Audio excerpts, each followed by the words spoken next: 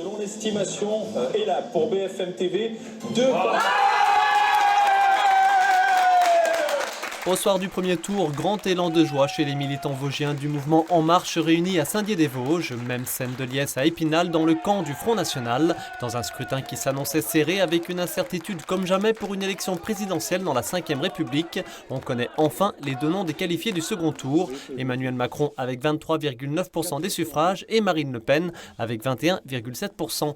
Côté mobilisation citoyenne, on retiendra que les Vosges, et c'est généralement le cas, ont une fois de plus mieux voté qu'en France. Le taux d'abstention, près de 18%, y est environ de 4 points inférieur à la moyenne nationale. En deuxième position, en deçà de ses objectifs nationaux, Marine Le Pen peut se féliciter des scores dans le Grand Est. Elle est en tête dans les 10 départements de la région. Dans les Vosges également, dans 15 cantons sur 17, avec 29% des voix, 11 points de plus qu'en 2012. Première dans des villes comme Saint-Dié-des-Vosges, Neufchâteau ou Raon-l'Étape. Dans cette commune, elle totalise plus de 36% des suffrages. Marine Le Pen triomphe en terre vosgienne. Elle va tenter, mais cela sera difficile, de briser le plafond de verre dans 15 jours. Dans l'entre-deux tours, on va continuer à être sur le terrain, on va continuer à tracter, on va continuer à les convaincre, les indécis, et puis évidemment tous les autres qui ne se reconnaissent pas dans la politique d'Emmanuel Macron, qui finalement est la continuité de ce qui s'est fait pendant des années.